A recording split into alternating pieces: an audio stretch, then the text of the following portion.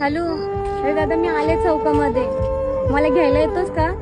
हा ये ना मला घ्यायला, माझी बस पण मिस झाली आणि फोनची बॅटरी पण खूप कमी आहे. हो, 1% बॅटरी आहे. लवकर या, मी इथेच चौकामध्ये थांबते. अरे शिट. आल्या ती आयटम बघ असली कडेची. हो मॅडम, सोडायचं का घरी? होय, मी काय म्हणतो, ती जर तयार झाली तर तू का जाणार आहे का तिला सोडायला? होय, ती सिगरेट दे इकडे. तू काय एकटाच संपतो काय?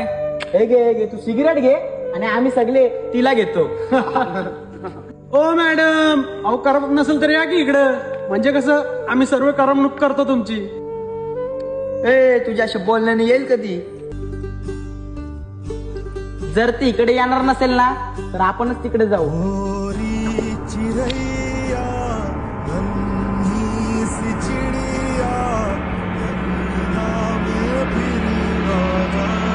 थांबा बहिणीचा कॉल आला. हॅलो, बोल ना तायडे. हॅलो, ऐक ना दादा, मी इथे स्टेशनला आली आहे आणि आजची ट्रेन खूपच लेट आहे. इथे स्टेशनला खूप अंधार आहे रे, मला खूप भीती वाटते. माझ्या समोर इथे स्टेशनला काही टवळकी मुलं आहेत. ते माझ्याकडे खूप वाईट वाईट नजरेने पाहतायत आणि त्यांच्याकडे बघून असं वाटतं की ते रेपिस्टच आहेत. ए थांबा, जर का तुला तायडे काय झालं ना तर तिकडे एकेकांना गाडेल मी. तू काळजी नको करू, आताच आम्ही निघतो. चला रे. ए थांबा, हे तायडे सॉरी. ए सुरत तर गाडी काढ. आम्ही पण येणार.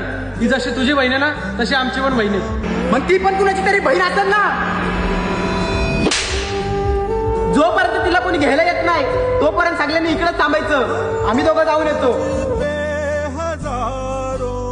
प्रत्येक मुलांनी एक गोष्ट समजून घेतली पाहिजे.